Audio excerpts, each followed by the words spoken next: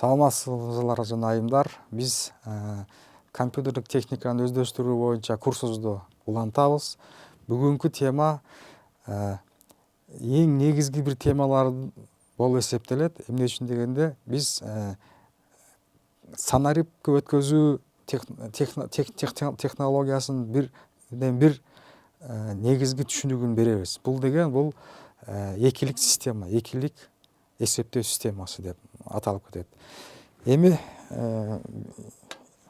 эгерде адам баласы өзүнүн эсеп кысап жүргүзүүдө ондук системаны колдонот. Же болбосо ондук системада бирден 0-дөн 9-га чейинки цифраларды колдонуучу ондук система деп аталат. Компьютерлик системада болсо мынчалык эки гана түшүнүк бар да. Бул электр энергиясы чыңалуусу бар же жок, же болбосо 0 же 1 деген гана, эки гана цифра гана алса болот да. Ошон үчүн экилик системаны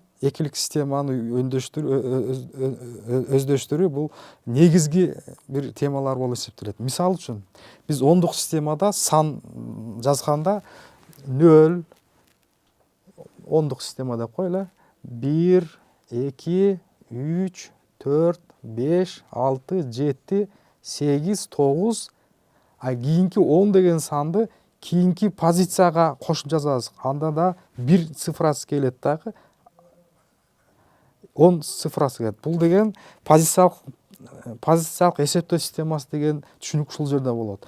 Кийинки цифралар сандарды алыш үчүн, мисалы үчүн 103, бул уже 3-чү позиция эсептелет. Же болбосо 1-чи позиция, 2-чи позиция, 3-чү позиция деп алып кетсек болот. 1-чи позиция бул бирдиктер, 2-чи позиция бул ондуктар, 3-чү позиция бул жүздүктөр болуп эсептелет.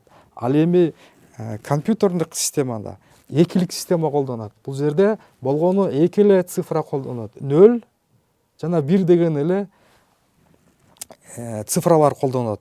Эмне үчүн дегенде, 0 бул чыңалуу жок, 1 бул чыңалуу бар деген мааниде түшүндүрөт да. Ошон үчүн экилик системада дагы сан жазуу ондук системада кандай болсо, экилик системада эле ошондой эле берилет. Айырмасы позициянын көптүгү болуп эсептелет. Ушуну жазайлычы, 0 жана 1. Ал эми 3 деген санды бул уже экинчи позициянын пайда болушу менен жазылат. Же болбосо так, 2 деген саны да, вот экинчи позиция жазылышат. 3 деген цифра ошо биринчи позицияга да бир позиция кошулат. 4 деген цифра уже 3-чү позиция пайда болгондо жазылат. 4 деген цифра. Ошондой эле 5, мисалы үчүн 1, анан 1 кошулат.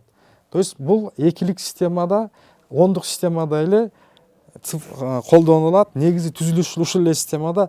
Айырмасы позициялардын көптүлүгү болуп эсептелет. Мисалы үчүн 7, 8 санын жазыш үчүн уже 4-чү позицияга туура келип калат. Мисалы үчүн 6, 1, 1, 0, 7, 1, 1, 1, 8'de уже 4-чү позицияга келип калат. Ушундай эле негизде башка системаларда колдонулат. Мисалы үчүн 8-дик система, ошондой эле 16-лык система. 8-дик системада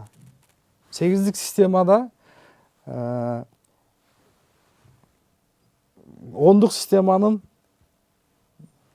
7 гана цифрасы иштетилет. Мисалы үчүн 8-дик системада 0, 1, 2, 3, 4, 5, 6, 7, ал 8 болгондо уже башка цифра жок. Ошон үчүн биринчи позиция ачылат. Экинчи позиция ачылат. То есть 10 бул 8-дик позицияда 8 деген ондук цифрага ээ болот. Ошондой эле 9, 8-дик система. 10 8 система. Айырмасын көрүп турасыздар да. Позициялык системада ар бир тамга ар бир цифра түгөнгөндөн кийин же кошулуп аткан сайын кийинки позиция кошула берет. Эми бул компьютердик техникада көбүнчө ушул 2-лик система, 8-лик жана 16-лык система колдонулат. 16-лык система. 16-лык системада колдонула турган цифралар бул 0-дөн 9га чейин жана 9дан кийинки цифралар бул А, Б, С, Д, Е, Ф деген тамгалар кошулуп жазылат. Ушул тамгалар 16-лык системада колдонулат.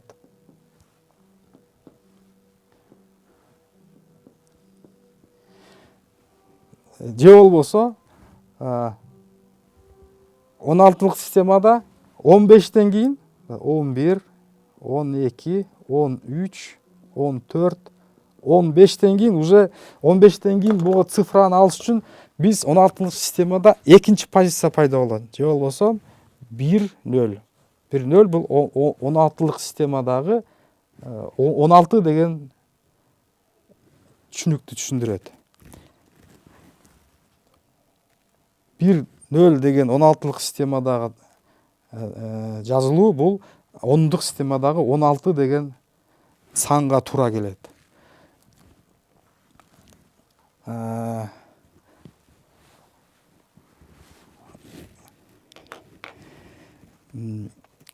Эсептеш системада эң негизгиси бул ар бир позициянын салмагы болуп салмагы деген түшүнүк бар да. Мисалы үчүн бул эсептеш системанын эң негизги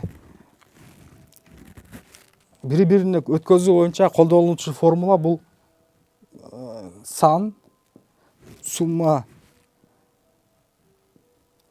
k барабар 0-дөн n-1ге чейин негизи a бул негизи жана цифра b бул негизинин формуласы менен бир системадан экинчи системага өткөзөт.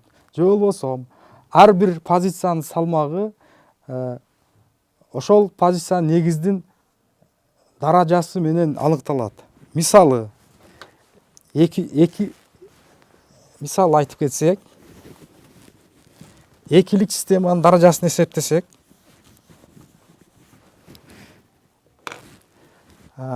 биринчи позициянын салмагы бул 2-нин 0-чү даражасына туура келет. Мындай.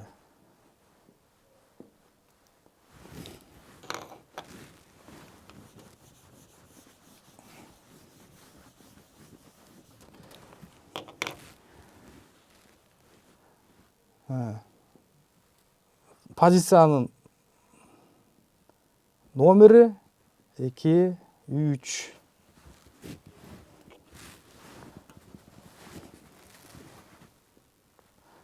Позициянын номери жана анын салмагы. Бул 2-нин биринчи позициядагы бул 2-нин 0-чү даражасы, экинчи позиция бул 2-нин 2-чи даражасы, үчүнчү позиция 2-нин 1-чи даражасы, кечиресиздер. 2-нин 1-чи даражасы, экинчи позиция, төртүнчү позиция 2-нин кубу болот. Же болбосо 1 салмагы бул 2, 4, 6 деген сандар салмакты билгизет. Ал эмнени түшүндүрөт? Ар бир позицияда турган белги эгер 1 болсо, ал бул 2 деген түшүнүктү берет. Кийинкиси 3-чү позицияда салмакта 1 сан турган болсо, бул уже 10-дук болгон 10-дук 4 деген санды туюнтурат.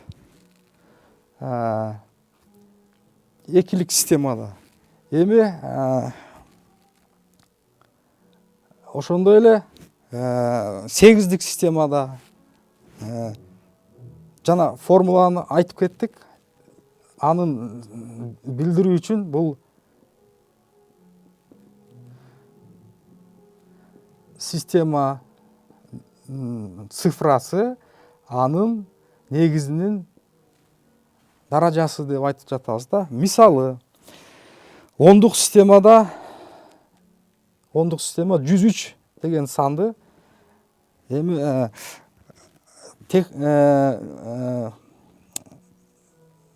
литературада же болсо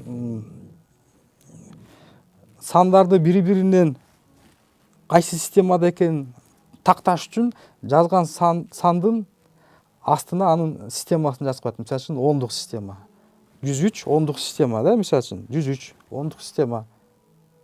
Бул эмне деген ондук системада эмне дегенге алып келет?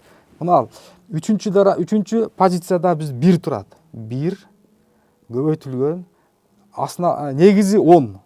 10 даражасы 2 болуп атат. 2 даражасы 2. Суммасы экинчи позицияда 0 саны турат. 10дун биринчи даражасы кошулган биринчи позицияда 3 саны турат. 3 10дун 0 даражасы. Же болбосо чыгарып келсек, бул жерде 100 кошулган 3 10дун биринчи даражасы 1 0 10 болот, 10 0 1. То есть бул 103 деген цифраны көрсөтүп атат. Ушул эле ыкмада экинчи системадагы экинчи экилик даражадагы сан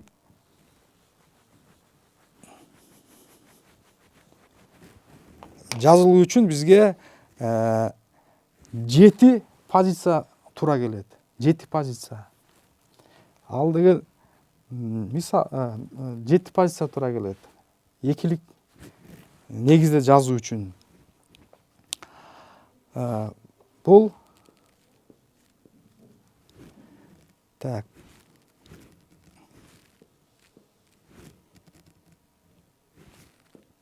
Экилик системада мына ушундай алып жазылат. Эсептесек, мисалы, экилик системаны 7-нчи позициясына туура келген бул 1 көбөйтүлгөн 2нин 6-нчы даражасына туура келет. 1 2 3 4 5 6-нчы позицияга бул 2нин 5-нчи даражасы туура келет. Бул даража 0 болгондуктан буларды суммага киргизбей эле койсок болот. Же болсо жазсак 0 көбөйтүлгөн 2нин 4-нчү даражасы, 0 көбөйтүлгөн 2нин 3-нчү даражасы, 1 цифрасы турат көбөйтүлгөн 2нин 2-нчи даражасы, 1 цифрасы 2нин 1-нчи даражасы жана 1 цифрасы 2нин 0-нчү даражасына туура келип атат. Же болбосо эсептеп келсек, 2нин 6-нчы даражасы бул 64 плюс 2нин 5-нчи даражасы бул 32. Булар эми 0 болуп атат. Тиги 2нин 2-нчи даражасы 4 кошулган 2нин 1-нчи даражасы 2 кошулган 0-нчү даражасы 1. Же болбосо 64 32-ни кошсок 96, 100, 102, 103. 103 деген санды берип атат. Мына урматтуу мырзалар жана айымдар, бүгүн биз экилик жана ондук система деген позициялык эсептөө системасын көрдүк. Кийинки сабакта 16-лык система жөнүндө сөз болот.